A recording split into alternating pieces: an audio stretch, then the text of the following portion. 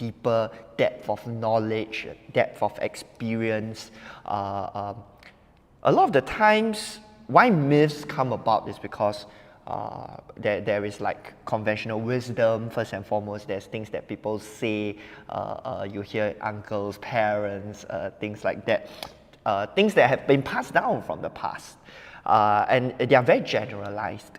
Right, so as you know, we go through more and more of these Facebook live sessions. So for the viewers, for the followers, you guys will benefit from this. But actually, we benefit as well as we do the kind of research, and we really dive deep into the different aspects of the property market in Singapore. And I will put my hand up to say, because if you are a long-time follower of ours, you will also know that earlier on, as a matter of fact, last year, the year before last, when we first started doing all these videos, we were not huge fans of the CCR. But with all the things that is going on and things the things that are changing, we really wanted to give the CCR a second look, which is why you notice we are doing much more CCR videos nowadays. And as we dive deeper, actually a lot of the misconceptions that we used to have with the CCR, I feel were a bit wrong lah. And we also are guilty of just taking what people have said, taking hearsay as sort of the truth, right? So that's going to be the purpose of today's live session again. Part 2, right, the 2022 edition of our Debunking Property Myths. Now, as usual, let's get started with some property news, right? And we do have quite a fair bit of them the last month, right? Starting with this one. So, I think this is a little more technical, and it may not maybe, you know, the layman would not go and dive so much into these technicalities and really to understand what exactly does this mean to the mass market, to the public. So let me just very quickly summarize this for you, and of course at the end share with you guys how does this impact you. So the crux of the whole thing, right, is traditionally, URA generally uses this definition called GFA, right? Gross floor area. Okay, and other agencies and especially developers, they use this thing that is quite different called strata area. So now, what's the difference between gross floor area and strata area? Okay, gross floor area, there's a very strict definition to it. You gain it by having a surveyor come down and survey the place, right? And I think if you really were to read deep into it, I think they consider up to, I'm not an architect, right? So but they consider, I believe it's up to the middle of the wall, right? But strata area, they consider it up to the edge of your boundary wall or the edge of your the wall in your house. Right, so the strata area tends to be a little more than the gross floor area. And if you read the article, that difference basically is the developer's profit margin, as we can see from the other page, right? So some of the things that differ from GFA or do not exist in GFA that exist in strata area, which is what you pay for when you go and buy a property from, let's say, even in the resale market or as a new development. The main things that are in strata area and not in GFA, right, is aircon latch, right? Aircon latch is in not in GFA, right, as long as it's within or narrower than one meter in width lah. Okay, and another one, and aircon ledgers can take up to 5% of 4 to 5% of total sellable area in a private condo. It's basically developers' way of making margins. And if you see the next slide, their margins now is in single digit. So this actually, the aircon ledge forms a huge part of their profit margin already. Another thing that is not in GFA, but it's in strata area, saleable area, is this curtain wall system. Let me delete this. Sorry for the terrible circling, but this curtain wall system. Okay, so for those of you who do not really know what this curtain wall system is that if you visit some of the newer condos, you go in, wow, very nice, right? Floor to ceiling windows, right? It's really floor to ceiling. And how that is being built, right, is that the developers will build the frame of the building first, and then basically just put in a huge piece of, it's not that huge, but you try to visualize it as just a lot of pieces of glass and then just put it right in front of it. So from the outside, it's very aesthetically pleasing. You see this, it's seemingly like a huge pane of glass. And on the inside, it's also very nice because it brings in a lot of natural light, and it makes the house look bigger, right? Because the new developments are all very small. All these contribute, right? If the figure over here, about 1 to 2% extra that it gives to the developer to be able to sell to you. But all this glass is obviously more expensive than concrete. In that article, it's also stated that it is a bit of an extra cost. So now this is where it's making me a bit sad, because I really like this whole curtain wall system. The last two properties that we bought have this curtain wall system. I'm a huge fan of it, and to be honest, I'm okay to pay the developers extra for the curtain wall system. But the problem here now is that now that the developers are no longer able to profit from this curtain wall system, they may then just remove it and then revert us back to those half-height windows and those, or maybe three-quarter height windows, so whichever way to avoid incurring this extra cost. There are some developments that you notice are built without the curtain wall system, so maybe the developer did their calculations and figured, it's still going to be more worthwhile to do without the curtain wall system. But this, to me, is going to make there's a chance, right, especially if the developers decide not to do the curtain wall systems anymore, make the future developments windows not so nice, especially if we can't half height or even three-quarter height versus floor to ceiling. But the reporter did say perhaps some of the more premium condos, the developers will still build it. But let's hope, right, that most of the developers continue to do this and maybe just put the cost onto the buyers, because if one or the few big names do, the smaller developers, no choice, also have to do, because if not, then their project cannot sell. Okay, now let's go on to the next one, right? So in this, a key thing to take note of, right, I think it's quite a well-written article. They give us a bit of history as well, but it really helps us sympathize. And I rarely say this because usually the developer is on the opposite side, right? The developer but actually we all make money together but developer squeeze everybody, developer suka just increase the price like that. So not quite fair, right? But actually, after you understand what's happening in the whole market, you will start to, maybe sympathize is too big of a word, but you start to understand, right? Or you start to really see why the developers are being squeezed like that. You see, last time, a developer buy a piece of land, they can make an extra, the sellable area, right, can be an extra 25% of the GFA, like 15 to 25%.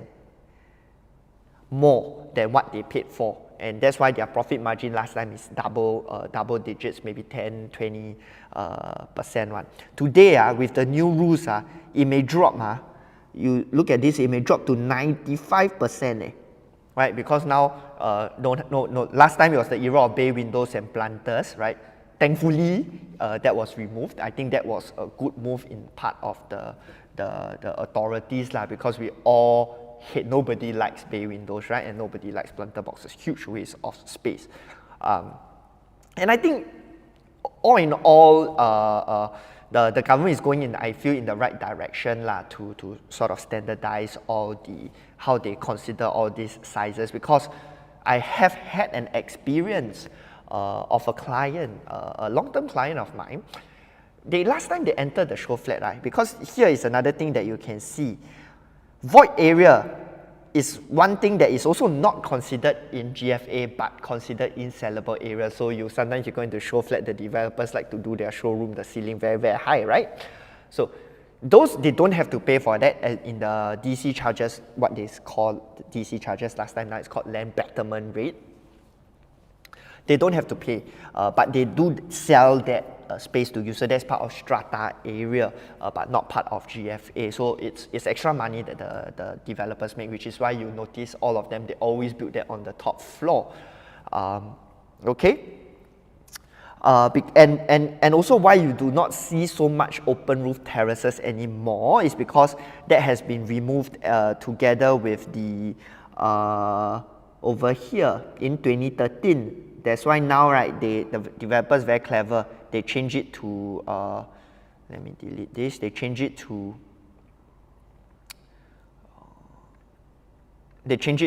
void areas, double volume ceiling over here, which is why you don't see huge roof terraces anymore. Another thing that everyone hates, right? So, okay, back to the story, right? I had a client that went into a show flat. At that point in time, I think it was, the market was moving very, very quickly. I didn't assist them with the purchase. They came to look for me after the purchase. And the strata area that was indicated on plan is because it's a small boutique development, so the show flat maybe only show one unit. On the strata, the strata area, it show 1,324 square feet. Right, but out of which 300 square feet is void space. So the effective area is just 1,000 square feet. On top of that, it is a duplex. So the house in the end turned out a lot smaller than what they thought it would be. Now you will say, huh? Got people make this kind of mistakes, one man? So the truth is people do make. So I think all in all, it's a good move from the developers just to remove this kind of sort of mistake that can potentially be made lah.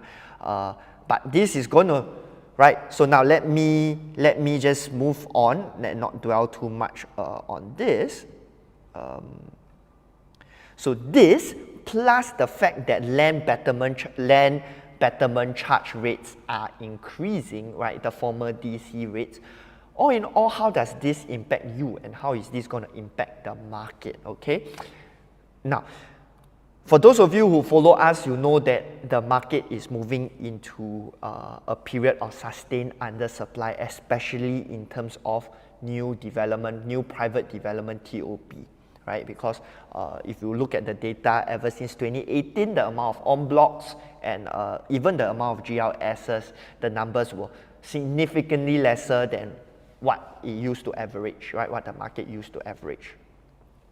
And now with the 2021, December 2021 cooling measures imposing a higher ABSD on the developers, now they have lesser sellable area, now they have to pay higher charge. Right? Not only they cannot sell as much anymore, they cannot really charge you for the aircon ledge anymore, which was one of their biggest income earners last time. They have to pay more for the remaining pieces of remaining GFA.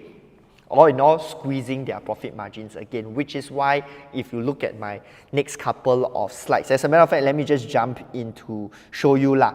Okay, you see Lentor Modern was bid before the December 2021 cooling measures, okay? Right, garnered 9 bids. Right, after December 2021, which is the recent Lentor Hills, Lentor Central site, right, you notice the number of bidders dropped a lot, okay? So the developers are really being squeezed. They are trying to figure out how can they still make money from all of this. Then this month, kena some more. Cannot make anymore. So what are they going to do? If I was a developer, I would say then don't do en bloc already, right?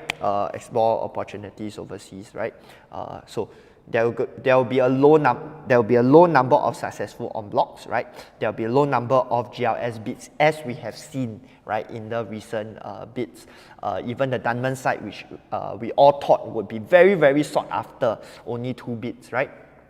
Pine Grove, I think it's 3 or 4 bids. Then now the 2 Lentor sites, 2 and 3 bids. So with low developer bids, it shows the developers are not necessarily saying that they are not bullish about the market, but probably just trying to figure out how can they continue to make money out of this. And the government, once they see that the appetite is not that big, they may not launch as much GLS. And over the long term, it is going to result in very little TOP supply in 2025, 2026 onwards, okay? And then point number 4, which is maybe a bit not so common sense, let me try to explain that. The kind of prices that we see now in Lentor Modern, yes, you may feel that it is the new benchmark prices, but how are people that buy Lentor Modern going to make money? They're going to have to wait for the next new benchmark prices. So this bunch of supply needs to clear off, the new supply come in, and then that's going to allow them to make the new benchmark prices.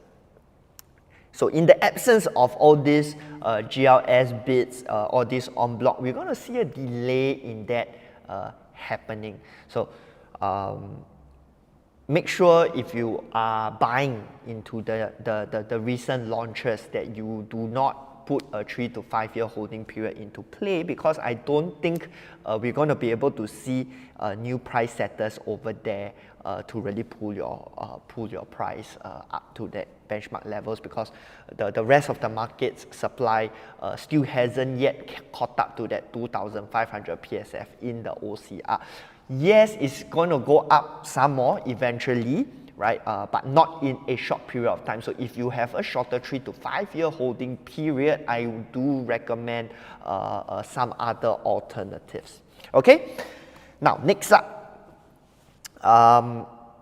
my reaction to the Lentor Modern sales, right? 84% sold, right? Lentor Modern sold 84% over the weekend. What's my thoughts on it? I would say it come as a shock to me. I expected about 60 to 70%, especially because of the kind of prices that they were selling at. Again, right, they put out there starting from 1,800, but if you look at all the transactions, not many end up at 1,800. They averaged out to about 2,001 to 2,002 PSF. So we said it many times, never get suckered in by developers' starting prices, right? So in the end, there were 1,856 PSF, but not that many, right? Most of them came in at 2,000 plus PSF. 1 bidders in at 1 million, okay? 4 bidders, 3.33 million. All the 1 bidders were sold for above $1 million in the OCR, okay?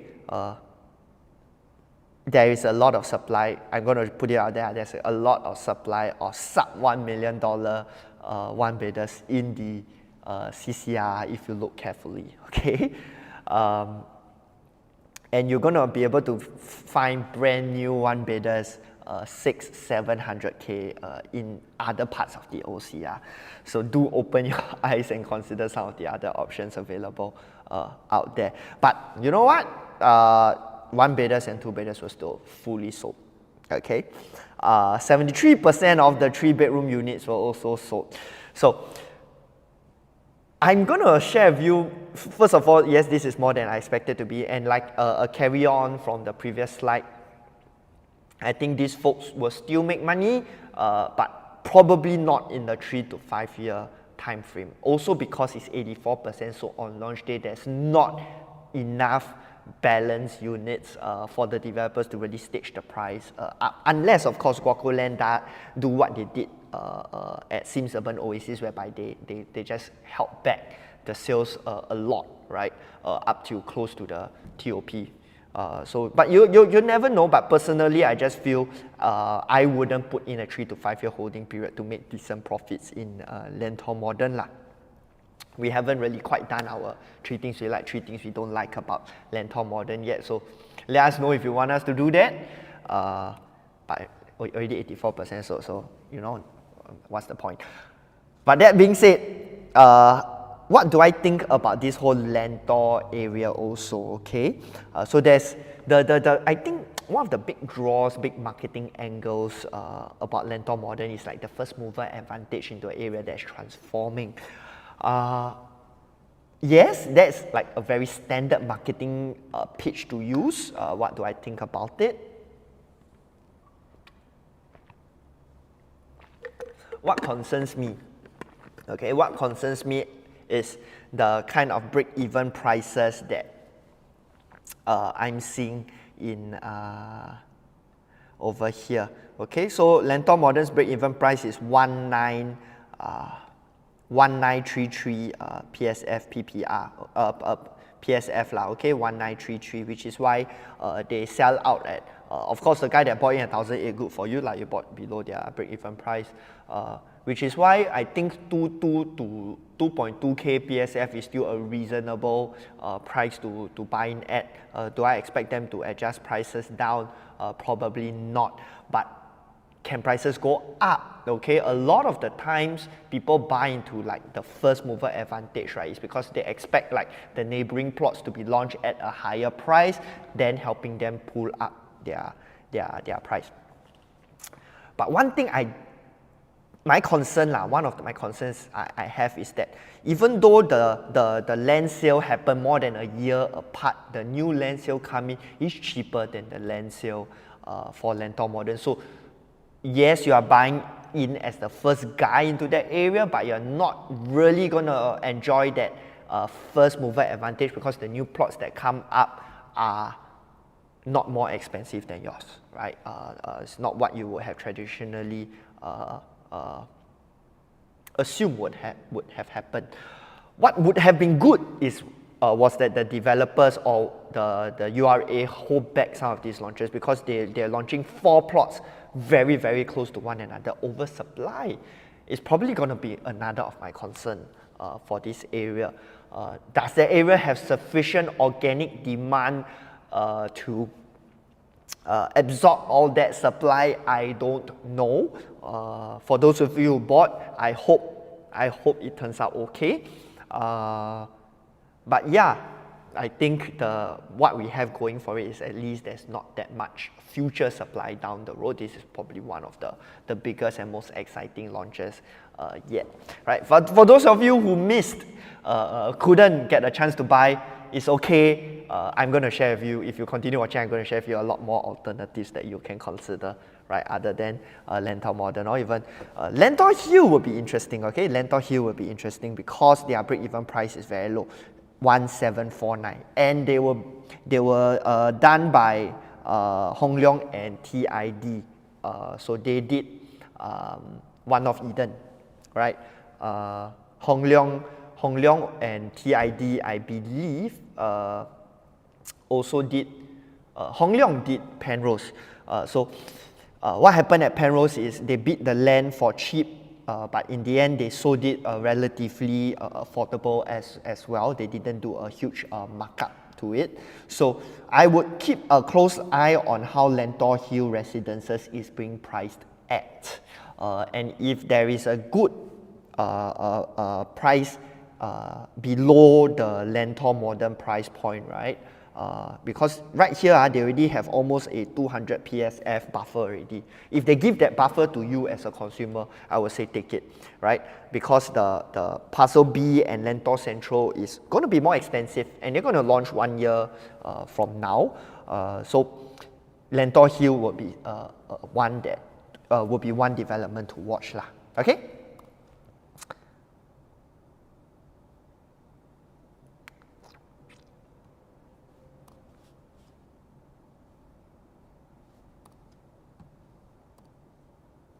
Right, so there is another 2 plots of land slated and already put in the reserve list. And they will be further away from the MRT lah. So for those of you who bought Lentor Modern, the whole idea or how you can potentially make money in the short period of time is if these 2 plots, when they are sold at a significantly higher price, and hopefully that pulls you up. Okay, and now on this, I'm going to move on, right? Concluding this, right? How does this piece of news impact you? How do you make sense of all this, right? You may say, oh, LV, I'm not even in the market, or LV, I'm not looking at Lentor as an area to buy. But I'm telling you what's happening here has an impact on the whole market. How, right? Number one, there's a new acceptance level of 2K PSF plus plus, right, for the OCR.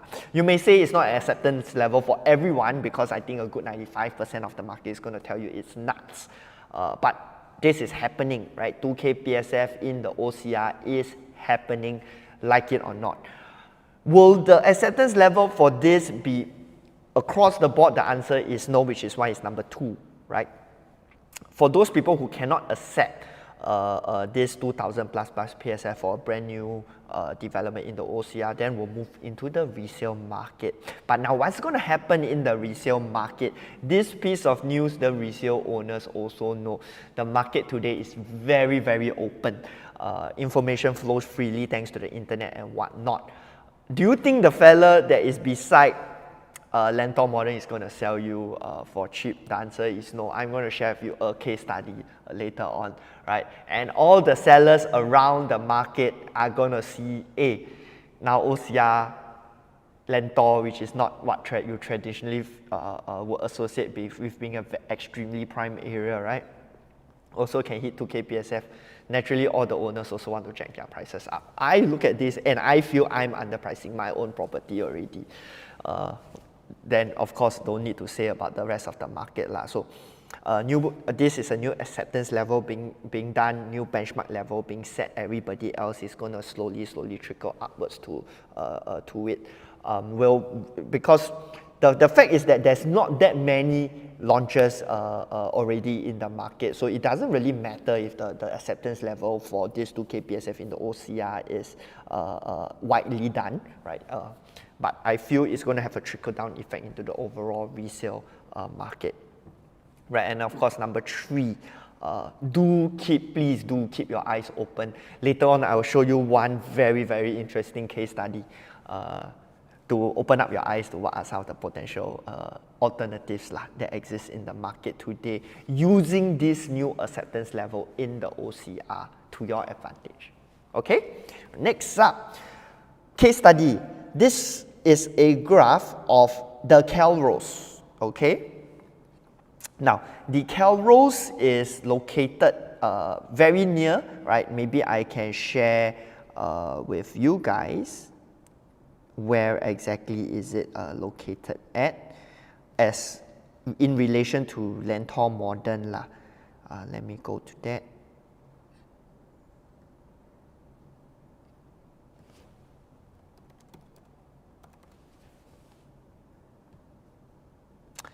So you see over here, this is the Calrose, okay, this plot, and this 3.11 will be Lentor Modern, okay. Again, I think this is also something that a lot of people get wrong. Lentor Modern is a mixed-use development, not an integrated development, because the color is light. It's light pink, right? A real integrated development should be blue, blue in color, this blue. Okay, because this one is commercial and residential. They will have a mall. Usually, it's a mall, not just one level. Okay, but developers are now using the term integrated development very, very freely because it's not a definition that is regulated by URA. So we've seen it in Piccadilly, we've seen it in Sky Eden, and now we see it over here. But I think I'm gonna give credit to Guocoland because they never really pushed very hard to say it's an integrated development. They did use the term mixed use, so very honest, good job on the part of Guocoland to be honest. Okay, but Calrose, they're gonna have a opening over here that is linked to Lentor MRT right outside the development. Let's see how that price, how their prices were affected by this announcement. Let me go here.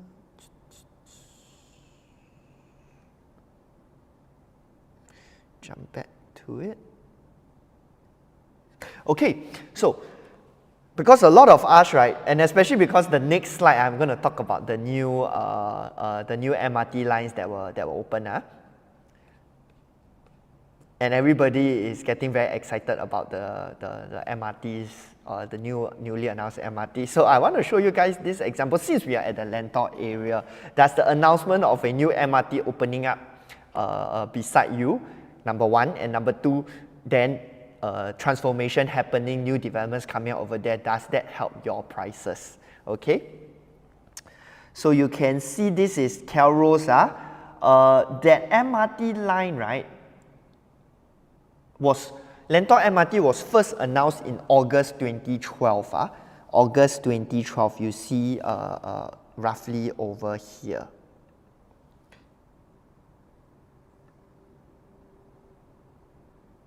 Roughly over here. And I put below, right, the price charts of the island as a whole, all the properties across the island, and let's see if it actually did beat that. So August 2012 would be somewhere over, this is 2013, 2012, somewhere over here. So if you look at the trend line, I don't see it really beating out the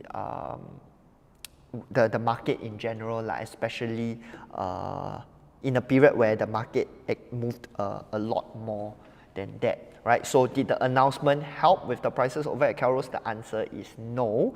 But right, today we see the prices picking up quite a fair bit, right? And so I think the conclusion here is that you have to wait until the number one, the MRT is open, right? Let me see.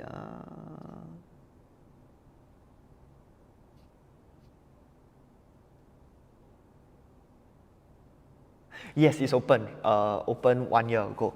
You must wait until it open, and then you must wait until a new development is launched for sale around it. So if not, if it's just open or it's just announced, because if it's just announced and then you go in thinking that you can profit from it, you would have had to wait close to 10 years until this year to really see the prices start to see a significant pickup. So are there better alternatives than, let's say, because there will be people asking me, hey, the new MRT announced, should I go and buy developments in that area? I would say they don't necessarily beat out from the market. You need to wait until MRT open. So the ones that are announced is 2032, 10 years from now, right? It's always 10 years later. And hopefully got one new development over there push your prices up. So now that's the conclusion. Which then brings us to the next piece of news. So many interesting news, right, over the last month. So the new Cross Island line stations have been announced. And we're going to get 6 new ones, okay? And let's now dive into them to see which of these 6 new Cross Island line MRT stations excite me the most, and how you can utilize this for your own property planning, purchases, and whatnot. Okay, so first station, we zoom in, Jurong Lake District. Okay, now this MRT station is at the location where we were supposed to have the the high-speed rail. Okay, so the high-speed rail is unfortunately no more. It's a God don't have. It's like those very draggy love show, like have, don't have kind, right? So now that I think our friends in Malaysia, we are pity that Najib go to jail because Cross Island, the high-speed rail is his baby. Hopefully we have one of his croonies come up and then start to push the high-speed rail again, then the area will benefit. But in the short term, right, do I see a lot of things, this station benefiting the area as a whole? My answer is no. Why? Because it's located, there's no real residential areas over there. I think this line is more, I just put there first. then see what happens later on. And because a lot of the other developments are below, right? The AYE, I don't think they will directly benefit from this MRT station a lot. So in the short period of time, I don't think this will have much, or it doesn't really excite me a lot lah, okay? Next one, Clementi. For those of you who follow us, know we are huge fans of Clementi. And this, of course, first thing first is that Clementi already pretty much filled up. Not many empty spaces here and there lah. There's one between Clermont and Clement Canopy, but it's probably about it, and also another plot beside Avenue 6 across Park Clementis and the Tri-Link. But other than that, that's about it. So how are you able to really make use of this to your advantage? I would think not so, unless you are already existing owners in Park Clementis, of which we have quite a fair number of followers who bought there. So congratulations to those of you who have bought Park Clementis. Again, this one further reinforces our conviction that Clementi Mature Estate Limited Supply now turning into a interchange, right, will only go to show how solid a place Clementi is. But exciting, probably not so lah. You already know what to expect in Clementi already. Next one is probably one of the ones that I'm most excited about, right? The Turf City station. I think a lot of the people that bought into 4th Avenue and also bought into maybe Royal Green is hoping that this would happen. It's not the best kept secret in the world lah. They already say they take ending the lease at Grandstand and new residential plots to pop up around there. Now, I think this probably will be a game changer because now they have announced the MRT station first before announcing the plots over there. Very clever on the government's part, because now they can sell those plots at a higher price versus moving the residential area there first and then putting the MRT. So the government always one step ahead.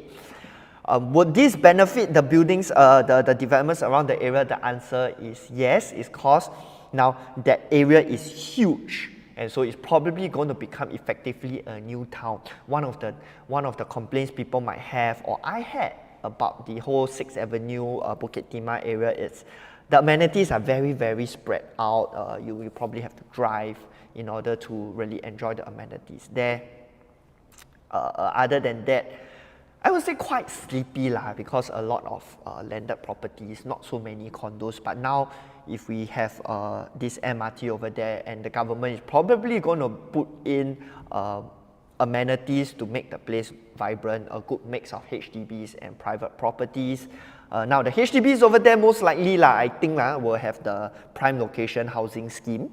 But that being said, you're not going to really depend on those HDBs to make profits from your property. I think how the properties in the area will really benefit would be more of like the accessibility, number one, hopefully more amenities in a concentrated area, and generally bringing more footfall into the area, bringing more attention into the area. So this MRT station probably the one that excites me the most out of the 6 of them lah, because of it being really a game changer for that area. For the rest of them, already what you expect is there lah. They are just enhancing those areas. Over at West Coast, we already have the Pandan Reservoir MRT to serve the Park Rivera area. So for this one, yes, I think it will benefit. But I feel the people that are staying in that area either already used to it, already drive. So I don't think it will be a huge game changer over there. It will help, but it's not good, like a game changer sort of thing, right? The Maju one is one that probably will allow us to use as a case study lah. Because I think this one, the happiest people about this announcement, right, will be the people that bought key residences. But in preparation for this live session, right, I go and sort of analyze. But the MRT is going to be 800 meters away. It's not exactly walking distance. but the people that bought key residences still benefited because the developer effectively increased the price 10% the minute this MRT station was announced. 10% price increment. And I think key residences will eventually also sell out, right? All the developers will eventually still sell out. So congratulations to the people that bought key residences. But will this MRT really benefit them? I think so. At least not that ulu anymore. But the people that bought key, that like it for its like serenity, I don't think it will be there forever, because if you look at the master plan, that whole area actually designated for residential. Currently put as future planning, but in the color of residential. So key residences, I think you'll benefit more as a sort of a first mover into that area, because the new plots will definitely be launched much later. But I think 3 to 5 years maybe a bit tough but I don't think the people that bought key are looking at a 3 to 5 years flip. But then of course the first movers probably, right, because now the developers already increased the price 10%, so congratulations on that. But will it be a game changer in that area? Probably not so much, right, because this is more of the OCR or RCR, I don't exactly know where the line, probably OCR, key residences is OCR, right, versus Turf City that is CCR, okay? Then the last one is King Albert Park. So King Albert Park already got MRT, so the transformation that is there already, so this one, nothing much really very exciting to talk about, right? So the most exciting one, Turf City, right?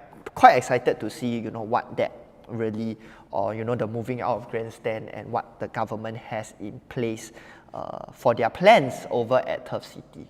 All right, now let's go on to the topic proper, right? Debunking property myths. So today we will be addressing 4 myths, right? The first myth would be with regards to interest rate, because that is one of the key things that is happening, right? The key questions in everybody's minds at this point in time, right? The Fed increasing the rates so aggressively, local banks removing fixed rates from the market. So how would that play out for the market as a whole, right? Because to us, of course, it's going to impact your mortgage, right? The one you can answer yourself, do your own projections. But how is that going to impact property prices? So that's the question that we want to answer today. Number 2, right? Small developments are unprofitable. Okay. Number 3, which is also another question that a lot of people are asking, is you lose money if you buy at a peak, right? Because a lot of people are afraid that right now we are already at a peak, right? 2000 PSF OCR, recession coming, interest rates going up, right? The only way is down, based on conventional wisdom, based on what happened in the past. Now, is that a truth? Is that the truth, right? Is that a myth, or are there facts to it? We're going to talk about that. Okay, and lastly, the CCR is too expensive and nobody can afford to buy, which is why you hear stories of OCR developments losing money. Now, is this true? We're also going to address that in today's session. So a lot of things to cover. Stay tuned, but exciting data, exciting research to share as usual. Now, first things first.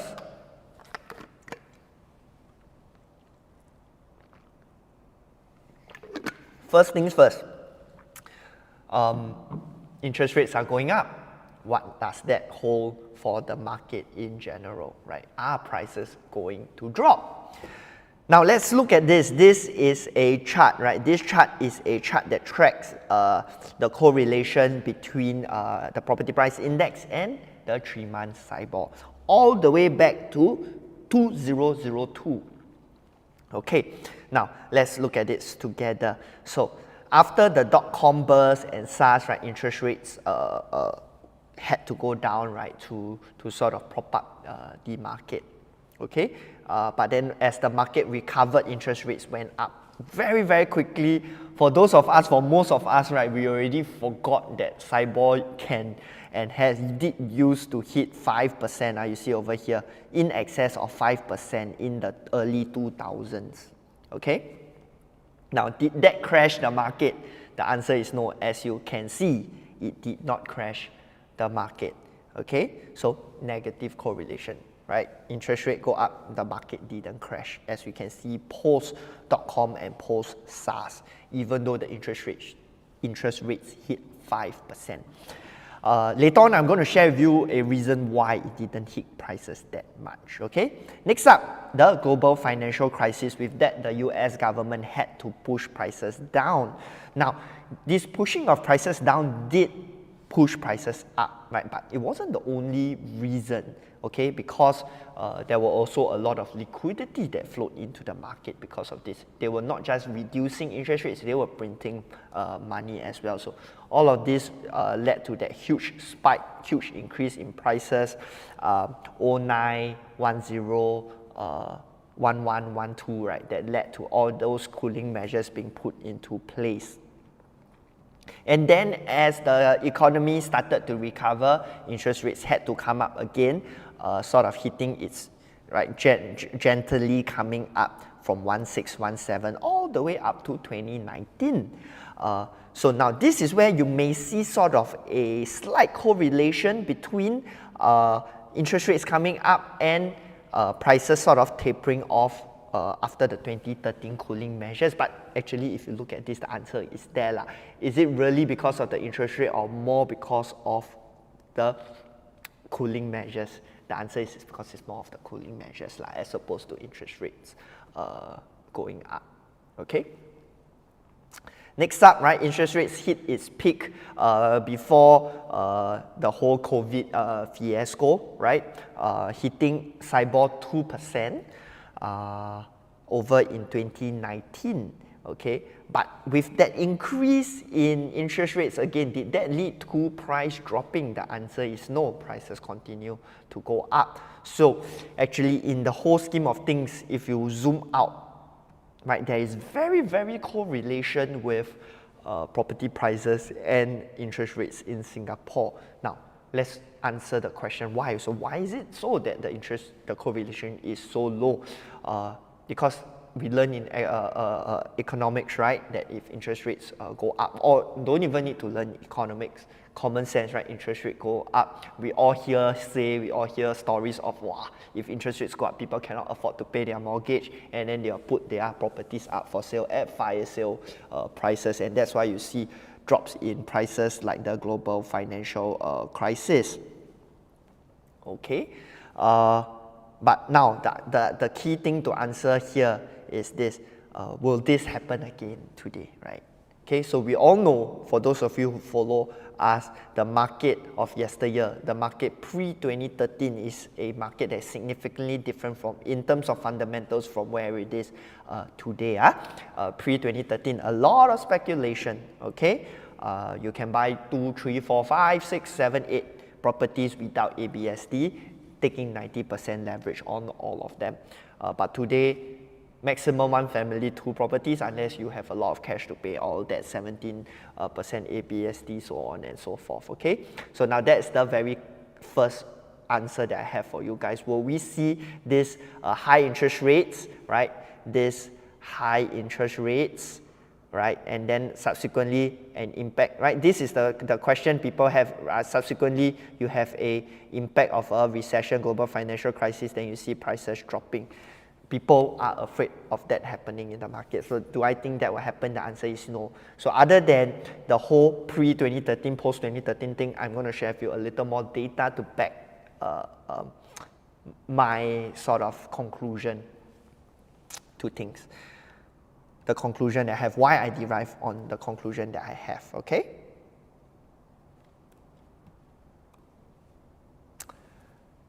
So very little correlation with property prices and interest rates, right? So what has a higher correlation, okay? These 2 charts, right, are the charts of HDB BTO supply, okay? HDB BTO supply. And notice, it's a bit too small, but I think, let me zoom in for you guys lah, Okay, in 2013, 2014, 2015, the numbers were very low. This one is from 2015 onwards. You notice how the number were very low. Low until in 2013, we only have 1,700 HDBs hitting their MOP. So now, I'm going to show you the correlation. This low number of MOP supply, right, corresponds to a period where prices remain quite stagnant, 2013 all the way until 2017. Okay, and then after that you see prices starting to pick up 2017 onwards, and this very nicely corresponds to the pickup in MOP supply. Now, why so? Okay, it's because you see over here, this is by DBS. DBS assumes about a 30% upgrader demand every time they hit MOP. I prefer to use a slightly more conservative number because we are on the ground. Usually if you track the data of MOP flats and then how many transactions come up there, right, it's more along the lines of 10 to 15%. So if you use that percentage, and then you see, because I liken MOP, or I liken government's building of MOP to them injecting liquidity into the property market, right? Because you take a stone and throw into a HDB flat, the stone hit somebody, smelly, the guy make $200,000 to $300,000, right? And so now you have a whole block of people making $200,000 to $300,000, and these people, about 10 to 15% of them will look to upgrade. So a difference between 1,700 MOP, 10% is 170 households. 170 households with maybe $200,000 to $300,000 profit moving into the private market versus, right, the numbers today that is averaging out to 19,000 or 17,500. That is 10 times the number, 10 times the amount of liquidity flowing into the private market, hence leading to a increase in price like that. I see a closer correlation to price increments because of HDB upgrader demand as opposed to low interest rates, because we have seen low interest rates not necessarily driving prices up. It is probably one of the reasons, but as we have seen, sometimes interest rate go up, price come down. Sometimes interest rate remain low, but prices also don't really go up. As you can see over here, there's a period of time where interest rates were still very low, but notice the price coming down, right? Okay. So closer correlation to price increments to HDB upgrader demand as opposed to low interest rates. Of course, not to say low interest rates has no impact, yes, but I see a closer correlation over here. Now, next chart, right? What has a closer correlation to price decrease? So that one, HDB is close correlation to what pushes prices up, but what causes prices to come down more so than interest rates, increasing interest rates, right, are an answer that we all know, property cooling measures. Okay, so this chart, as you can see, every time cooling measure will lead to prices either stagnating or prices dropping. Okay, and I think this is something that all of us know, so I don't think I need to go into this that much. Okay, now maybe the only thing I can say over here is that I get a lot of questions as to, hey Alvin, do you think new cooling measures come, prices will drop?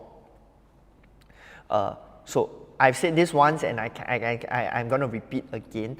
A cooling measure serves to halt, pause, delay demand, right? It doesn't, the government's intention is not to destroy demand or remove demand from the market.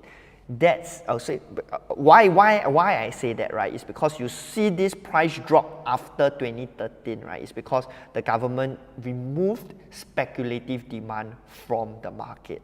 Okay, they removed speculative demand from the market, which is why the market then underwent a couple of years of stagnating growth, as because, number one, a lot of people were stuck onto the properties that they kind of bought at a high, which is one of the things that we're going to talk about later on, right? So now you bought a property in a period where there is upgrader demand, owner-occupier demand, okay, upgrader demand but not a lot, right? A lot of speculative demand. So now that demand has been stripped out of the market. You bought the property with the intention that I'm going to sell it to another speculator further down the road. Now, that buyer is gone, so you're not going to be able to sell your property at that sort of prices anymore. All right, and that's why it sort of explains the stagnant, anemic growth after the 2013 cooling measures lah. Okay. So now the new cooling measures, unless they strip out a chunk of demand from the market, of which the market now probably only has two left, investor and owner occupier.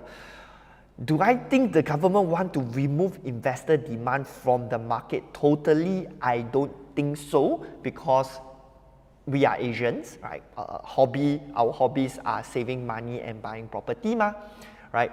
So if you were to remove investor demand from the market totally, Singaporeans will still want to buy property. Then where they go? They go overseas, right? Because let's say the industrial property, commercial property, of which the numbers is not a lot, the transaction numbers is not a lot, right? Of course, it will lead to the increase in those prices, but a lot of money will then flow overseas, right? Number one. Number two, the money then don't also flow into Singapore anymore, right?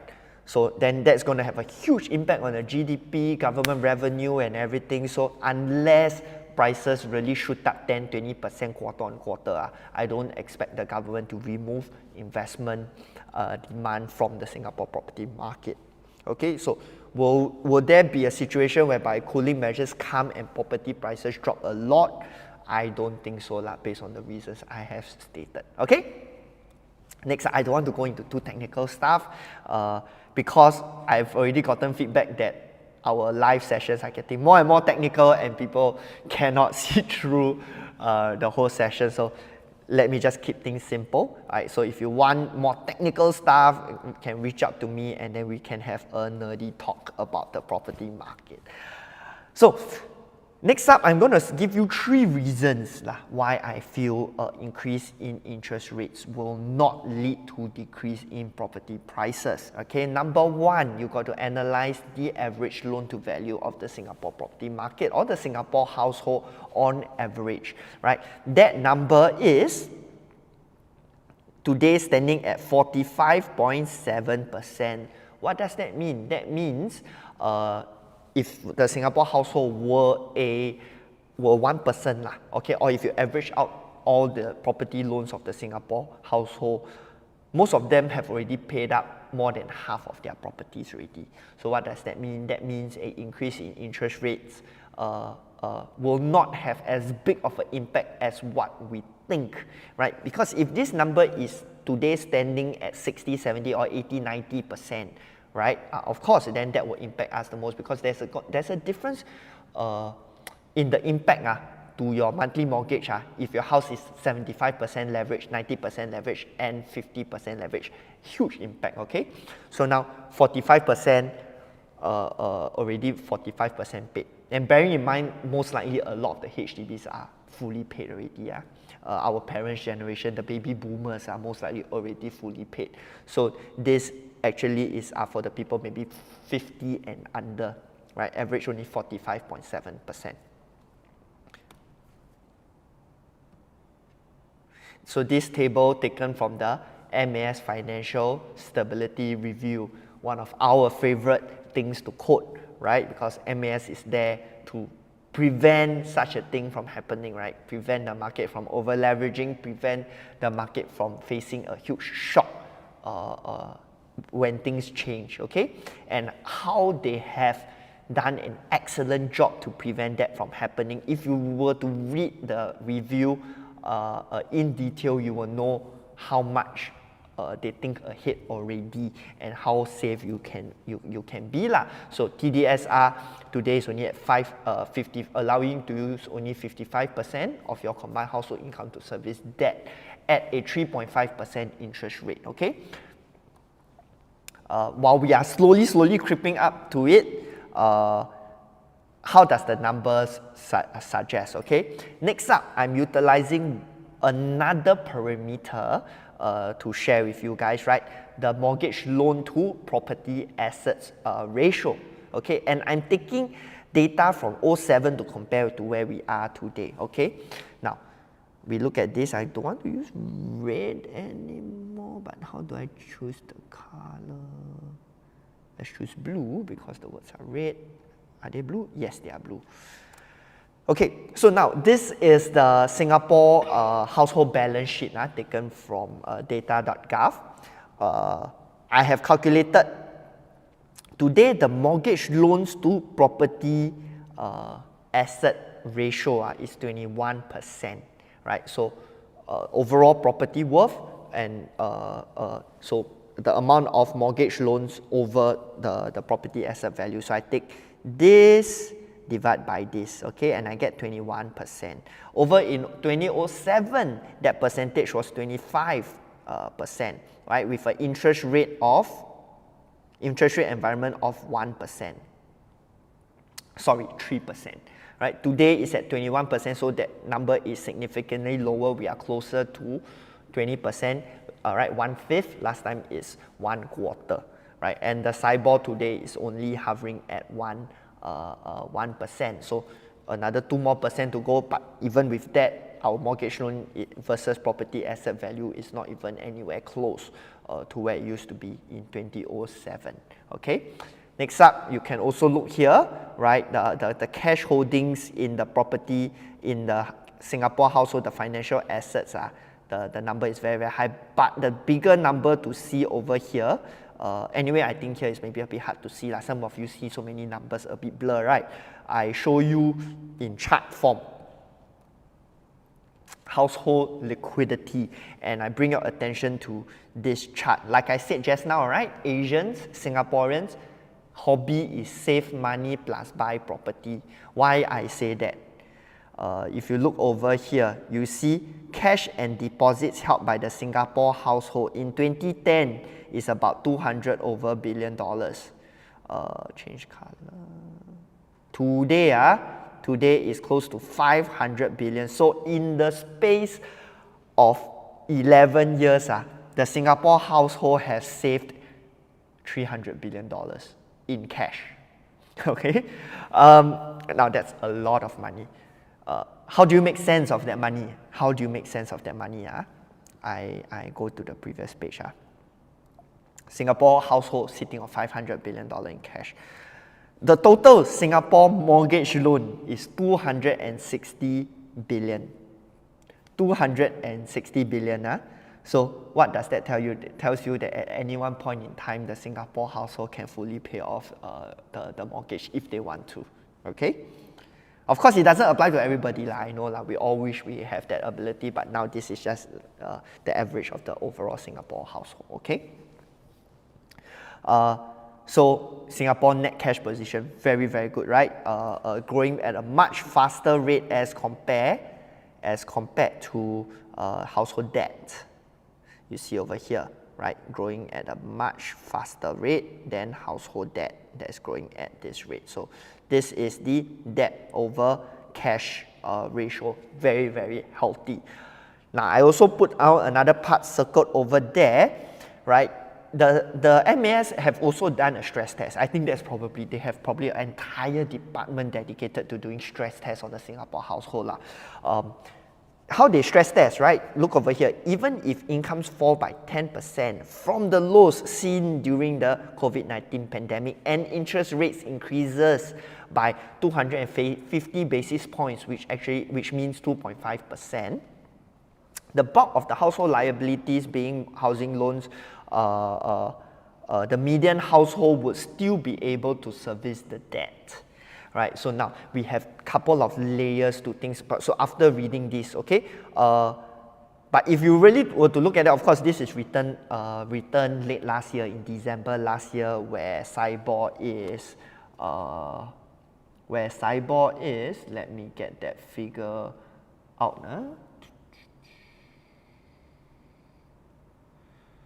SIBOR, when this report was written, was at 0.5% last year. Today is at about 1.5%, if I'm not wrong. Let me just get that figure for all of you, just to make sure we are correct.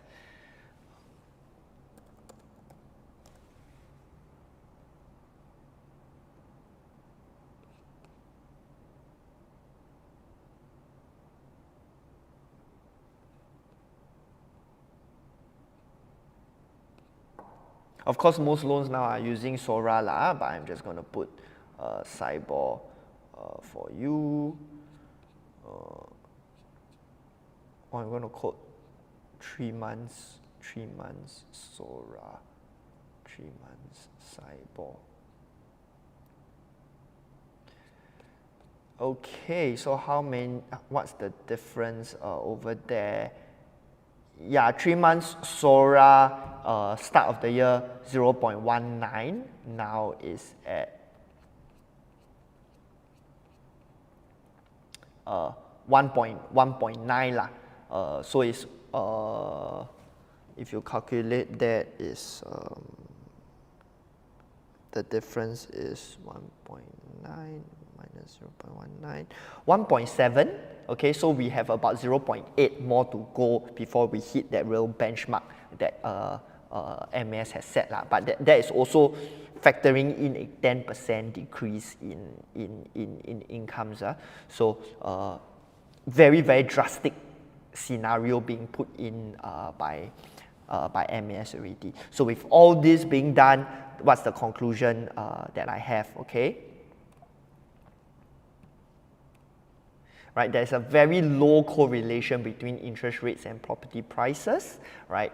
There's a higher correlation between in terms of how prices move up with HDB MOP supply, right? So if HDB, I'm telling you, if HDB MOP supply drops and interest rates are very low, the property prices also will not go up, okay?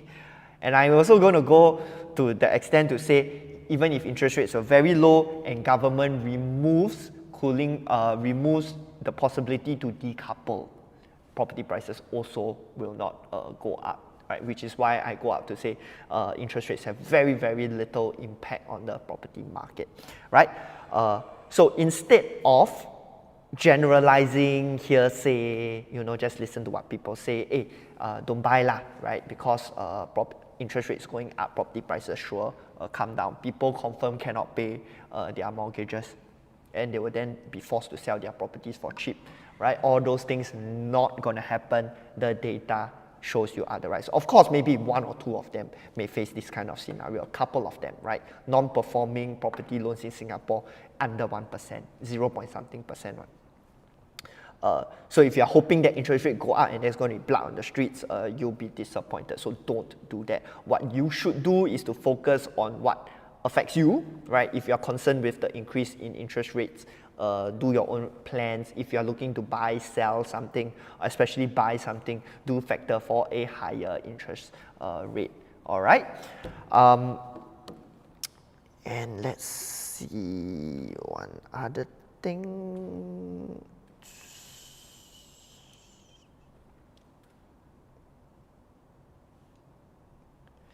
Okay, and of course, understand the fundamentals. So you are then, all right, understand the data, understand the updated data, the updated fundamentals, so that you are not prone to then just falling into the trap of just listening to what other people say lah. Okay, next up, myth or fact: small developments are not profitable, are unprofitable, right? So you know us, we have always said we prefer big developments. And we still stand by that today. Given a choice, a small development or a big development, all things considered, if they are the same, we will definitely go for the bigger development. But with en bloc becoming so little, right, as we said, right, because developers are being squeezed so badly, they don't want to go and en bloc stuff anymore. And GLS, the government, rather chop up a piece of land and sell them separately than sell you one big chunk of land.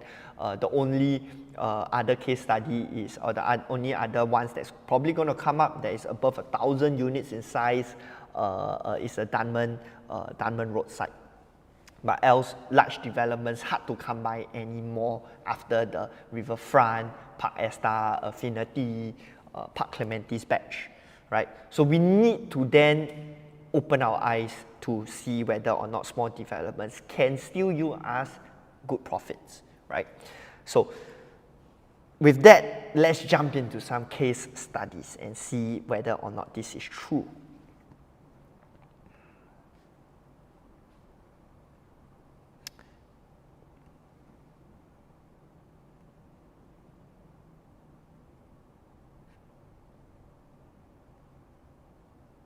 And for that, I'm diving into 3 areas, also in the CCR lah, right? To share some case studies with you guys. So first area that we are zooming into, right, is the Bukit Timah area. I'm just using Perfect 10 as a marker and then looking at the developments within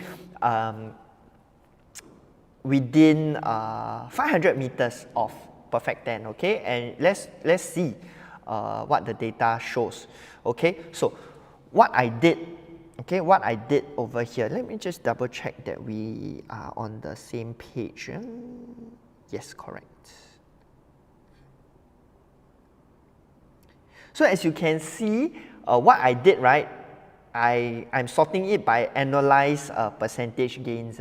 So, and to see which are the developments that lose money, and are they all small developments? And then I'm going to click another way to see the profitable developments, and are there small developments that are profitable as well? So you see over here in that area, 3 Balmoral, lost money, but okay, actually only 2 transactions. So this is where I also want to put it out there that I feel the whole conception, right, the whole idea that small developments lose money, I think we can only really convince ourselves on that, right, if you see more than 3 or 4 loss-making transactions. Because if you just see a transaction and then I exclude here, if you all look at the screen, right, if let's say I exclude the number or the percentage of profitable versus unprofitable, and we just look at annualized capital gains and you see negative 3.9%, you will say, wow, then this development, this area cannot buy. But actually only 2 of them lost money. A lot of them are not selling yet, they are holding out, right? So it's sort of a data bias, so to speak, right? So if you really want to see whether or not it is scary, I will show you some of the other examples that then it really is a little bit scarier. So over here, you can see small developments, right, along the Bukit Timah area, 3 Balmoral, right, 2 loss-making transactions, lose about 3.9%. Is that enough of a number for us to derive a very clear conclusion? The answer is no, right? But let's see some of the profitable ones, and then you'll be surprised, okay? Hill Apartments, just 10 units, and built 1975. 3 transactions, but their average annualized gains 7.6%. Clifton, okay, 32 units, definitely considered a small development. 7 profitable transactions at 5.4% annualized capital gains on average. So that's a pretty good number. We also see Proximo, also 49 units, and these are developments built in the 2006-2005 period. Traditionally, some of those that don't do so well. Okay, also 5.4% for profitable transactions, so a good number . Let's try to see if we have one that was built in the 2013s, 2012, 2013s, and see if the number looks good, right? We have Bella Reef, okay, 2011, 51 units. If you ask me, I don't look at the data, right? I see this kind of number built 2011, 51 units. I would think last time, I would think confirm lose money. But let's see. 10 profitable transactions. No unprofitable transactions, on average 2.8% annualized capital gains. Pretty decent, 100% profitable, 100% profitable. So conclusion, if we just look at this area, okay, small developments still make money in this Bukit Timah area within 500 meters. Very little small developments lose money, only 3 Balmoral, of which 2 out of the whole development, okay? Another area that I zoomed into to do sort of a case study is within 500 meters of Copa at Newton, all right? Also an area that traditionally have a lot of small developments. So you can see over here, the loss-making ones, if I filter like that, so they don't really, not a lot of them have like negative, but if you have 0.2, 0.3 is as good as loss-making, right? But let's see the numbers, right? Park Centennial, 51 units, 2011. This kind of numbers, right? Loss-making. So you can see not very profitable, not very profitable, but yet still 14 profitable and 4 unprofitable. The ratio still okay. Scott's High Park is the problematic one, right? And Gilstead 2 probably a bit more problematic because they have 2 profitable but 5 and 6 non-profitable. So these 2 developments sort of then proves that the myth that small development, the price, they are unprofitable. This one, Orchard Scotts, right? But Orchard Scotts is a big development, 387, but yet extremely unprofitable. Why? Orchard Scotts, in my opinion, the developers really screwed up the prices pretty badly. And this is something that I said, I think it was the last Facebook Live, whether or not the prices of a development do well in the future very much depends on how the developers hands over the prices from pre-TOP to TOP, right? If at TOP they kind of screw up the prices and then prices go up and down, it's going to affect all the resale prices in the future. We've seen this with a couple of case studies that we talked about the last Facebook Live. You can go and watch that video if you want to understand what I mean by that. Okay, but other than that, right, you see Evelyn Mansions, 40 units, Setia Residence, 24 units, still doing quite well. And I'm going to jump to the other side, the more profitable ones. So you see Newton 1, the Spinnaker, right? All still doing very, very well. 10 at Suffolk, 37 units, still averaging very, very good, very good numbers. Residence at Evelyn, surprisingly well, 17 profitable, 1 unprofitable. So residence at Evelyn is a development that I like quite a lot, right? I dive into them quite a fair bit while doing my research on this. And let me share with you why, right? We sidetrack a bit, and how we can use this residence at Evelyn's data to help you understand the CCR market better. So 208 units, not what you traditionally consider a very big development, is those one tower ones lah. But you see the sales the volume is very, very good.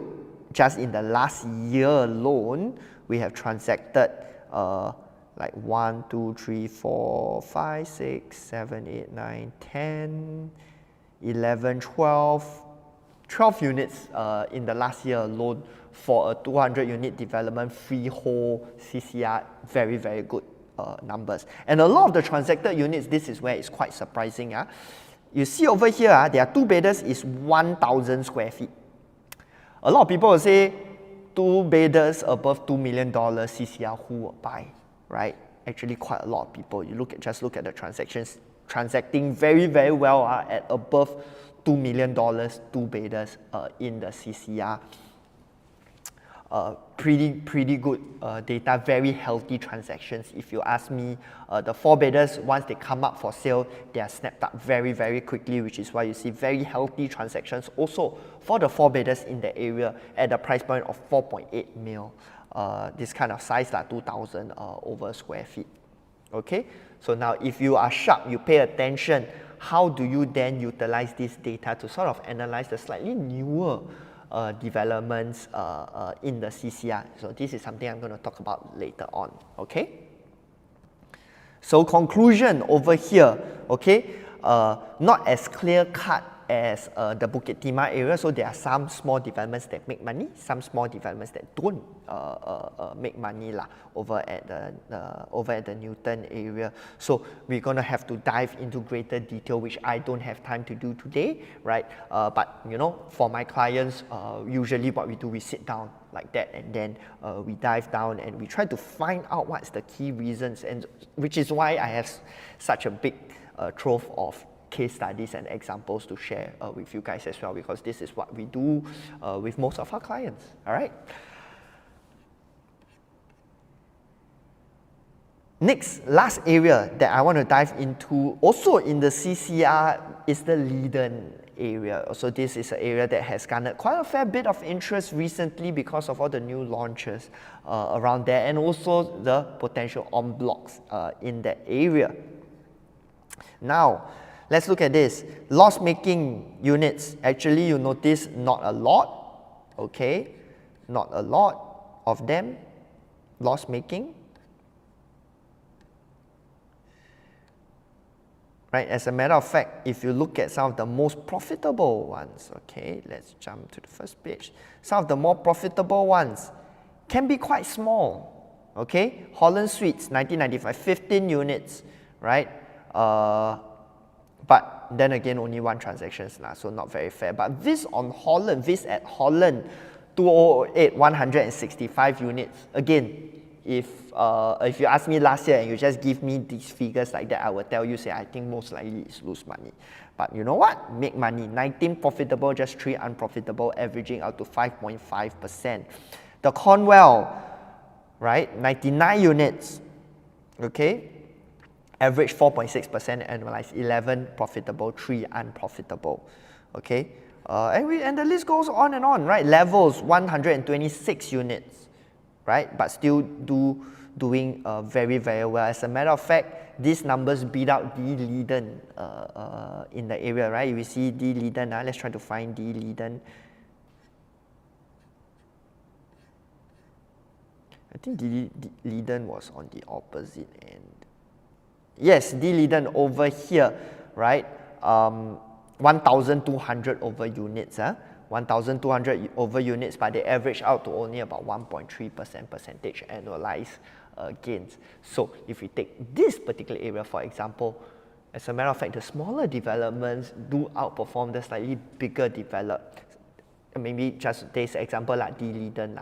But if you look at it, the small developments can still make money. So now, what's the conclusion out of this whole exercise, okay?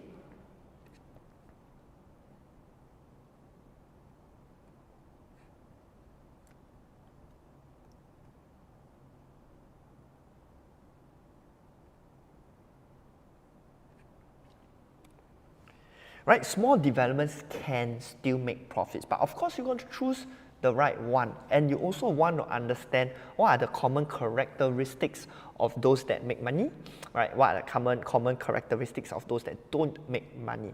But actually, a very quick thing to note, based on what I've seen and as the details that I've dived into, right? If it's anchored down by a good school, right? A very good way for you to still profit even though the development is smaller. But even if you're out of the proximity of the good schools, also can still make. What is more important personally, if it's a small development, right, make sure the transaction track is on the right track, like the transaction trends are on the right track. Because if you want to do a case study, in River Valley area, Starlight Suites, small development, but terrible in terms of its price performance. Why the developers actually screwed up the price transactions when it went from pre-TOP to after TOP. Okay, so if it's on the right track, right trajectory, right direction, small development actually will still make money. Of course, anchored down by good schools or the better. Lastly, is a quantum play, right? You either go a quantum play, being very affordable to sell to people, so it's an entry level sort of thing when people are looking to enter into the CCR market. If not, then you play the game of offering size, right? You are the bigger size, so you can be small, but if you offer a good size, which is why those old small developments, they are still so profitable because people that move into the area want a certain size. But if they choose something a bit newer, something with facilities, the price is very, very high. So you do then have a particular market there as well. So you got to visualize and understand who is going to buy the property from you lah. If you are buying it on an extremely niche basis or buying it simply because you feel it's underpriced, I don't think that's such a good idea, right? Look at the bigger picture, understand how the market works, understand the buyer's psychology, right?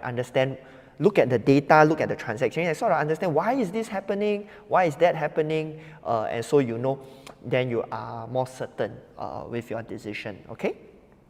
Conclusion, it's a myth that small developments are unprofitable. But do I still stand by the fact that given a choice, pick a larger development? My answer is yes, right? But today, our advice now is more multi-tiered, multi-layered, right? It's not like don't buy small at all, right? So it depends, okay? Next up, right? Myth or fact, you lose money if you buy at the peak. Okay, now that's a big concern with a lot of people that are entering the market today, or a lot of people that's looking to enter the market today.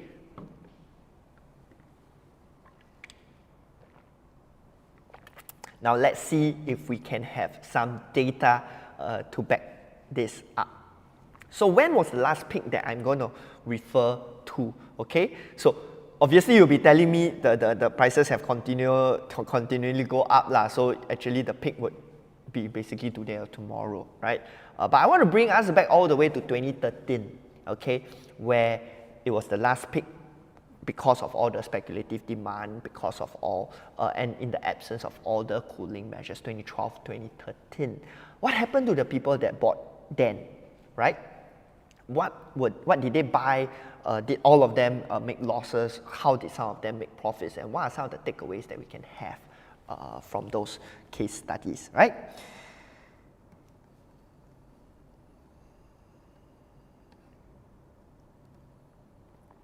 And for that, okay, I'm going to share with you guys 3 developments as a matter of fact, right? Number 1, Suites at Newton. So you see over here, Suites at Newton, TOP 2016, but the developers were selling most of the developments in the 2011-2012 period. So I'm trying to find buyers that purchase new developments in those similar period of time and sold recently, and how did things turn out for them. So Suites at Newton, you buy 2011, 2012, you sell this year, still make a loss lah, quite sad, right? But you see, you jump over to Park Centros, okay? If you buy in 2012, the fellas that bought in 2012, they hold until today, right? 2021, 2022, they make close to a big unit, you got about 200 over 1,000 profit. Smaller unit also got 100,000 profit. So the small unit confirmed has been rented out for a significant period of time. So actually the return on investment is a lot higher than that. Okay, but yeah, I will take a look at more of the ones that hold it through to 2021. Let's take this example, okay, or something a bit bigger. Let's look at this lah. This guy lah. Right, bought in August 2021, so in 2022 make 250K versus this guy that bought in April, sell this year, lose 68K. Yeah, why? Okay, we're gonna try to understand that. Another example, right? So obviously those who are sharp, you will know, okay, this one is CCR, right? Suites at Newton. This one is OCR. So are you telling me then you go and buy in the OCR? The answer is no, because Urban Vista is also in the OCR, right? But you look at this, right? People that bought 2013 during that period in time, right? The peakish period, they hold all the way until 2021, also lose money, and this one lose money in the OCR, which is very, very rare, okay?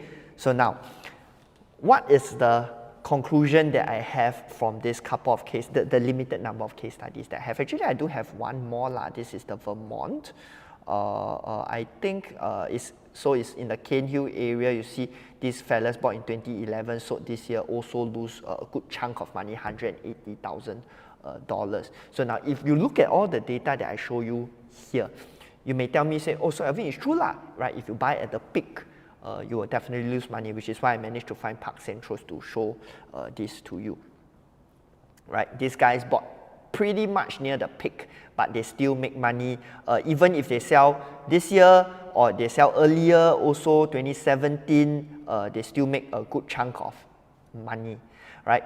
So what's the conclusion that I have is that I would say knowing how to pick the properties is more important than trying to time the market. If you understand the emerging trend at that point in time, what's the emerging trend at that point in time, as contrarian as it sounds, right? Even till today, when I ask people to invest in the OCR, to invest in Pongo, for example, the most recent video that we have on our YouTube channel, people don't quite yet, are not that open to accepting that as yet.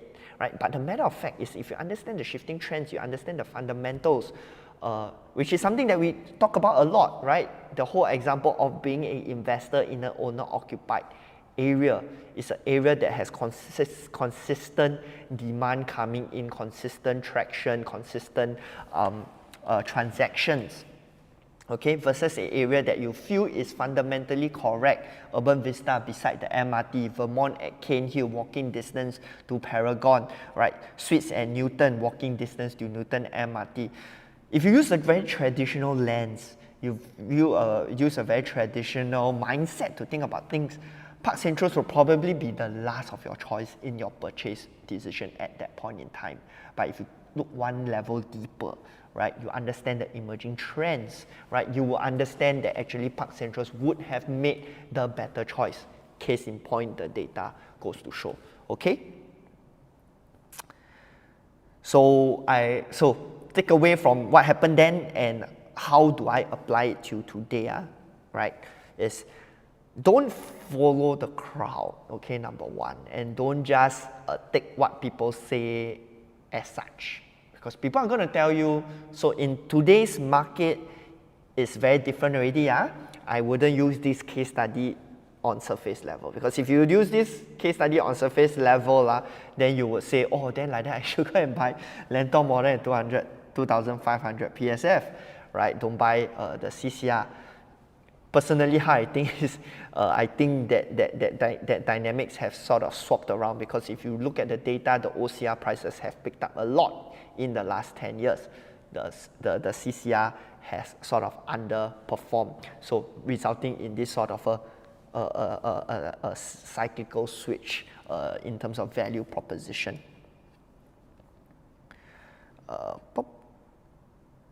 Now let's jump back into the slides. So you will lose money if you buy at the peak. I think that's a conclusion that I have. You will lose money if you buy at the peak. But then again, remember what I said earlier. Do I foresee something like the 2013 period happening? The answer is no. So even if a cooling measure comes in and sort of puts a halt to the market, what we're going to see is more of a slowdown in the price increment versus a huge drop in price. Right? I've given many data to back up, like even if interest rates were to go up, will prices drop? The answer is no. Right? Recession come, will prices drop? The answer is no. When will prices drop? If let's say HDB MOP, if the government comes up to say everybody's MOP stretch 10 years, yes, that will crash the market for sure. Okay? Because then that's a huge chunk of demand from the market being stripped away. If the government were to say no more decoupling, then yes, I think prices will drop. Okay, but in the absence of that, I think any cooling measures that come into play will put a halt to the increase in prices, a pause to the increase in prices, not cause prices to drop. So the peak, so what's going to happen? You are afraid to buy the peak because you feel the prices go here and then go pump, force off the peak, right? You drop off the mountain, right? But no, right? I think what's going to happen is prices are going to go like that and then going to stabilize, maybe not continue to go up so much, right? But maybe taper off and then continue its increase further down the road. But yet again, if I use the case study of what happened in 2013, even that drastic change in the market of a huge chunk of demand, the speculative demand being stripped away, if you choose the right property, you will still make pretty decent profits, okay? Which is why you are doing the good thing. First step, at least you want to get yourself educated. Watching the channel, watching our videos is a good first step to prevent yourself from picking the wrong sort of properties. But this is where, if you pardon me, while doing these slides, I suddenly had like enlightenment, and so I'm going to share with you guys some words of wisdom, okay? So more money is lost, right, by not having a fundamental understanding of the market versus taking action, because what I just shared with you, the losses being made in 2013, those people that bought in 2011, 2013, a lot of those losses, those are some of the more outlier case studies. If you look at the whole market in general of anybody that bought property in the last 20 years in the Singapore property market, right, lesser of them lose money than the people that make money, right? So, which is why I came to the conclusion. And why those people lose money? Because I honestly feel they didn't have a good fundamental understanding of where the market trends are moving. Because if they did, they would have choose Park Centrals and not Suites, and not Urban Vista, and not Vermont. So, it's not about them taking action at the wrong time. It's them picking the wrong thing. Okay, which is why I came to this. More money is lost by not having a fundamental understanding of the market versus taking action, right? Right, and so wait is a 4-letter bad word. This is something I learned from my very first boss when I came out to work, right? Wait is a 4-letter bad word. I still feel that it holds true to today in a lot of the things lah. Unless, right, you know what you are waiting for. For example, if you tell me, hey, Alvin, I'm waiting for the Dunman Road site to launch, I think okay, right? Because I quite like the Dunman Road site, large development, a real solid area with strong organic demand. But I would say, right, make sure you then factor 2005, 2006 PSF to buy, maybe even 2007 PSF, right? So that I feel okay to wait, right? You are waiting for the right, a very clear product. But if you're saying that, hey, Alvin, I want to wait for the market price to come down, then I say no. Right? I don't think that's a good idea. Or you are saying I wait because I know in the next 1 year my budget is going to come up by $300,000 to $400,000, and I'm then going to able to buy something that's significantly better. Then yes, right? I have asked clients to wait for that, right? Because they see, hey, maybe next year I'm going to get a good significant pay jump. I'm expecting a good chunk of bonus to come in. Then it's in line with what we always said: don't make do, right? Wait, and then you're going to get something a lot better. Okay, but of course, make sure that you are vested in a way, you are hedged against a way, or you accept that the prices are going to go upwards, and you are waiting, and you have accept, and you have already sort of forecast that you're still able to take action even with an increase in prices. You are not assuming prices are going to stay the same lah. Okay, and of course, I feel there's a risk. The risk is that the risk is not in overpaying, but in being priced out of the market lah, right? So those of you who feel the market is at a peak and you wait because you think the prices will drop, I think you'll be severely disappointed, right? And you might end up being priced out of the market, especially for the first timers listening to this. If you're upgrader, doesn't really matter because your current asset is still growing, assuming you're in a private. If you're HDB, please watch our HDB videos and understand what is happening in the HDB market. But yeah, right, I think as long as you take action, as long as you do the correct planning, you understand how to pick the properties, and you understand how to future-proof your property plan, even if cooling measures come up the next day, you'll still be okay, right? Versus you waiting and then not knowing what the hell is going on, and then subsequently being priced out of the market. Okay, I think that's more risky than just taking action and buying it now and assuming you get the timing absolutely wrong. You're still going to be okay if you have a good understanding and if you have a good property plan in place. All right. So what's the conclusion? You'll never know. So please don't try to time the market, right? And we have, the data has gone to show that if you know how to pick and you buy, you get your timing wrong, but your pick is correct, you will still make money, right? So it's a myth that if you enter at the wrong time, regardless, you will die. Okay, so please do your own due diligence and research and take action on what you can afford at this point in time, right? Don't wait for prices to come down, or don't be afraid that you're buying it high, because good fundamental knowledge will protect you from that. Now, the very last point that I want to talk about, okay?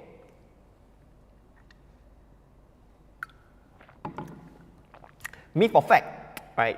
Most people will feel, hey, the CCI is too expensive, nobody can afford to buy, which is why we have case studies like Swiss and Newton, Vermont, blah, blah, blah, people losing money with their CCR purchases. Now, is that a fact or a myth? So, it used to be a fact that the CCR is out of reach of mass market Singaporeans. Why? Because the CCR game last time, in the pre-2013 periods, right, was primarily angled towards the wealthy, the top 5% of Singaporeans, the people that want to speculate, okay? And so the developers were building properties to match that demand, to match that profile of people, because the wealthy, they can take a lot of loan, and then there's no TDSR and whatnot, they just use 10%, they can go and buy the property already. And that sort of pulled the prices up to a sort of unsustainable level. Not only that, the developers had to build it big because the people can afford, and then they want it big. So you look at Rivergate, right? 2-bedders is 1,000 square feet, right? 1,000 square feet, 1,800 PSF, and at that point in time, 2013, if you could go and track, they got hit 2,000 PSF before. So that's a $2 million 2-bedroom over at Rivergate. In 2013, where income levels were very, very different, where household debt, household cash holdings was very, very different. It just goes to show that it really wasn't that affordable at that point in time. But today, the government has sort of, the developers have woken up on their idea, because today we are no longer playing the speculators game. The demand, if you really want to sell out your unit, you have to be able to make your units affordable, which is why the developers have pivoted and sort of changed their product offering to be more affordable. So now you can see Martin Modern across the road from Rivergate. What used to be a 2-bedder size of 1,000 square feet is today a 3-bedder size, okay, of 1,000 square feet. And which is also why Martin Modern's transactions is so strong. And right, Martin Modern first owners have made such good profits, okay, because there is now a demand for these units, and people can afford this, can better afford these units. Now, the 2-bedder is 764 square feet, so even though it's 2,200 PSF, for example, 2,400 PSF, for example, still well within the affordability range of a lot of Singaporeans, okay? Next, 3-bedders in Bukit Timah. Right, I take Perfect 10 as one case study. It's a project that I like very much at this point in time. If you want to understand why, you can drop me a text. That's not the discussion for today's live session, right? But I've taken the example Perfect 10. Next door is Farrow Residences, and further down the road is Wing on Live Garden. So they are like 3 neighbors, like all side by side. So Perfect 10, if you look at this, the 3-bedder size is 1,227 square feet. The 3-bedder size of our neighbor, Farrow Residences, is 1,841 square feet. That's the smallest unit in that development. And Farrow Residences is the next youngest development down the stretch of Bukit Timah Road, the same stretch as Perfect 10. Okay? Then the next door neighbor, Wing on Live Garden, the smallest unit is 3,240 square feet. I never include Honolulu Towers, because Honolulu Towers is even bigger than Wing on Live Gardens. So this is another example of how the products being built at that point in time, yesteryears, let's just take it like that, in yesteryears, will not exactly did not exactly make them affordable to the mass market. So they were very niche purchases. You have to be probably your top 1% or top 0.5% to be able to afford it. Now, the product offering in the CCR today has put that down to maybe the top 10%, so that's opening it up to a lot more people, okay? And you can see it very clearly with this Belmont Green example, okay? Once CCR products are made affordable, the people that buy these CCR products earn very good profit. So Belmont Green, the developer, was quite forward thinking in this sense. They are a product that was built in 2005, but they were one of the first few to build it smaller size and affordable. And these people then were able to make really, really good profits. Okay, we see over here, very, very good profits. You see, even 2-bedders, right, $500,000 profit. Very, very short holding period, buy 2017, sold 2022. Okay, those that hold longer, but all of them make very, very good profits. So it's not that people cannot afford the CCR. That is, I think, overly general, right? If there's a product in the CCR that is affordable, people will still buy into the CCR, right? It's just giving you a option. People tend to want to go towards the better quality product, right? And of course, another big thing about the CCR is the branded schools that really anchor them down. So I feel the CCR in the 2013 to 2020 periods, product didn't match up to demand. Hence, prices really never didn't move up by much. But for Belmont Green, you've seen the prices still do very, very well, even in the period that the rest of the CCR didn't do well. So very clearly, if products are affordable in the CCR, they have a demand for them. Okay. Now, I want to share this very interesting case study with you guys, and I will not give you guys the answer because if you really want to know, you text me. Then I will tell you. But you look at these two transactions, they are less than a month apart. Okay, they are like half a month apart.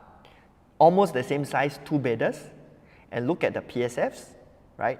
But one of these development, the shocking thing is one of these development is in the OCR. I think the one not hard to guess. We talked about it earlier earlier today already. And another one is located in the CCR. So why I want to share this example with all of you who are listening or who listen until this stage 2 hours in, is that if you open up your eyes, there are still excellent value in the market at this point in time. Do not follow the crowd and just always go for like the next best new shiny thing. Just open your eyes. There's so much important opportunities out there. And because also a lot of people keep thinking that the OCR is overpriced. The OCR cannot afford. They never even go and think about it. It's just like, if I give you the analogy, it's just like if SIA were to put like a first class promo whereby it's just maybe double the price, or maybe for this example the same price as economy, right? But it's just that you never thought you'll be able to afford it, so you never even on the website, I never even go and click on that page to see the price.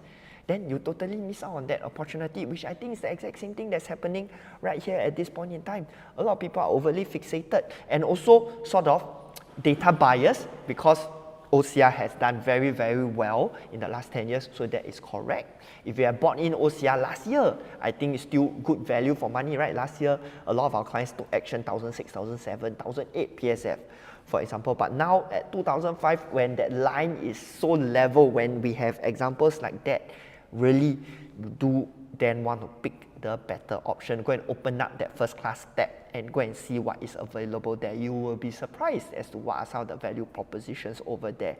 Okay? Then like that, see, I give you the answer already.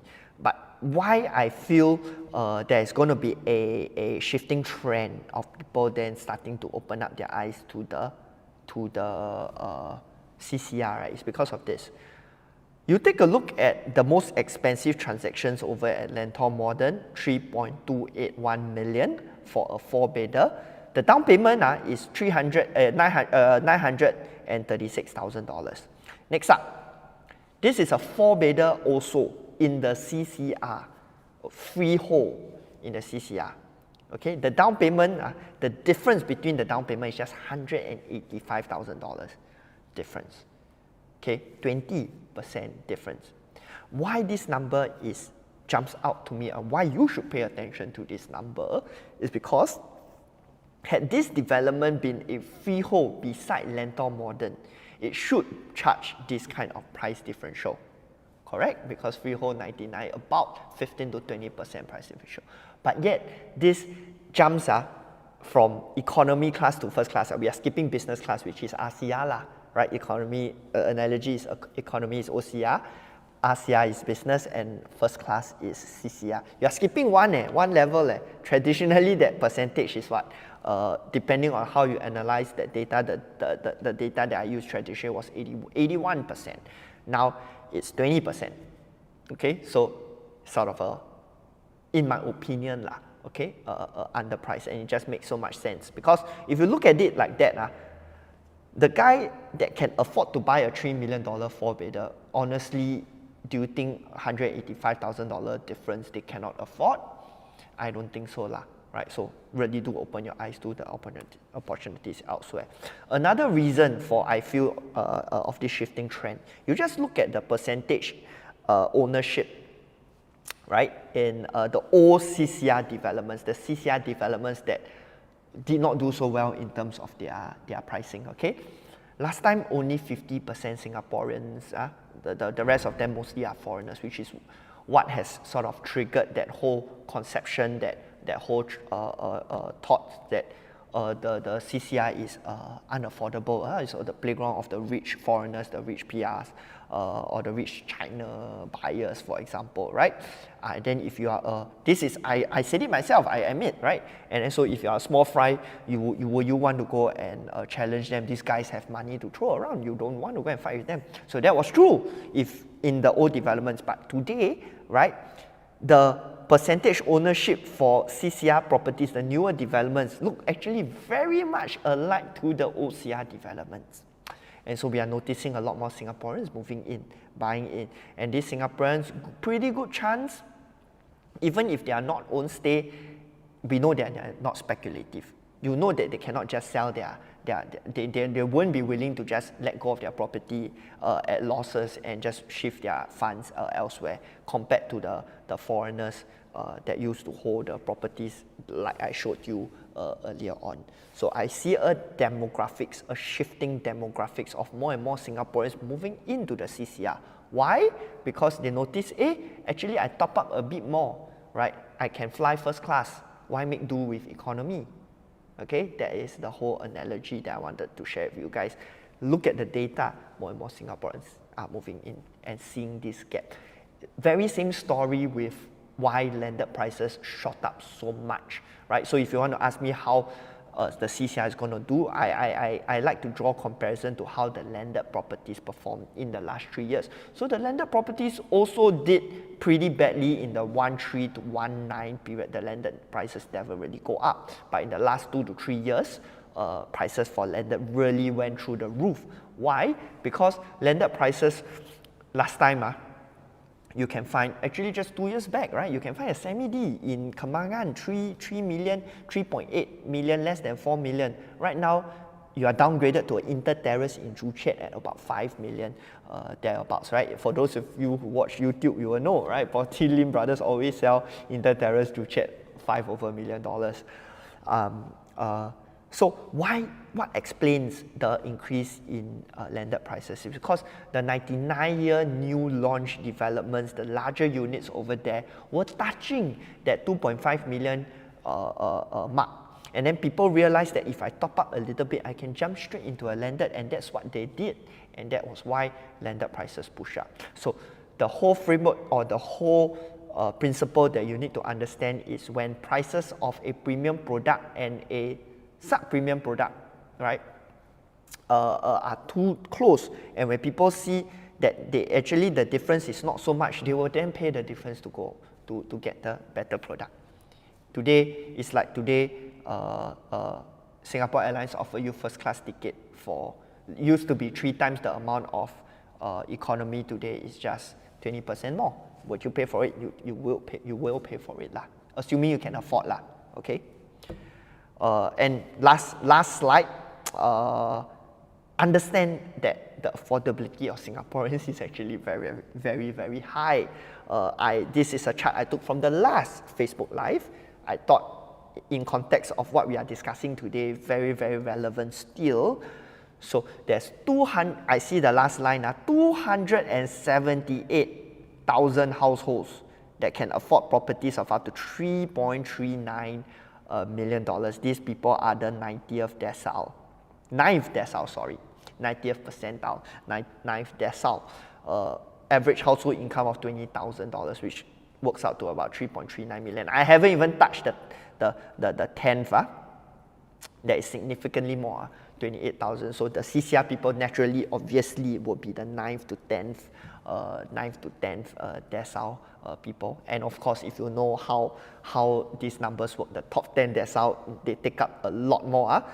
So the 10.5, I don't know if that is how you can do it, but like the top part of the 10th decile will be a lot higher, and most likely those are the people that are looking to buy. And of course, the upwardly mobile, the people that are moving from the 8th to the 9th to the 10th, these are the people that are looking to move into the CCR. So conclusion is, now with products in the CCR being built smaller, right, now can fall into the affordability of much more Singaporeans. Okay, so I would say the conclusion, did I remember to put a conclusion? Yes, the conclusion is more and more Singaporeans are able to afford properties in the CCR as shown with all the slides that I've shown you earlier. And with that, we have come to the end of today's live session. 2 hours, right about there.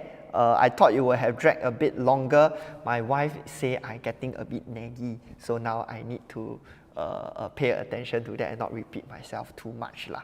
Okay, so of course, with every Facebook Live session, we always have a bonus for you guys, right? So if I kept going on to say, you know, do keep your lookout for CCR, right? So if you want some of the list of these underappreciated CCR properties, these CCR properties, they are priced not too much more than all these OCR launches, right? Reach out to us, happy to send it over to you, together with the fact why we can find opportunities like that, because we try to think differently from the rest of the people. We try to front run where the market is headed towards, right? So that you can make better than market returns for yourselves, right? And we have put that down into our contrarian property strategies. And I apologize for those of you who requested for the book. I think over the last 2 to 3 weeks, had a really busy time, and I promise to get back to you guys within the next 2 days. So again, apologies for the late reply for those of you who requested some of these from me. I will get back to you when I can, okay? And lastly, you know, a lot of the time, a lot of the things that I've said earlier, really you can avoid lah, like making losses, buying the wrong thing, right? Like we said, you can't time, you will never know what's going to happen, but you want to safeguard yourself, right? So that in the event you get your timing wrong, you are not stuck, like our friends in Swedes, in Vermont, whatnot, okay? And how to use that? We use that using our framework, our why, how, what framework. A lot of the people focus on the what to buy. The first question to me is, oh, Alvin, what are the properties that are undervalued? You know, I usually don't give you the answer up front, right? I will ask you, oh, why are you doing this? How are you analyzing the market? How are you planning your property plan, right? How many exit strategies you have if you were to jump into this particular purchase? How long do you intend to hold this for? What is your holding period? So that should be the main focus, and that should be your starting point from which you plan your property purchases, not focusing on the what. People make mistakes, people make losses by focusing on the what, coming from the outside in. How you can protect yourself is you go from the inside out. Need help with that? Feel free to drop us a text. Happy to help you guys out. If not, we will take questions. Andrew, do we have anyone with questions? And thank you so much for bearing with me, sitting through another 2-hour session. Also today, very, very data heavy. Facebook, huh?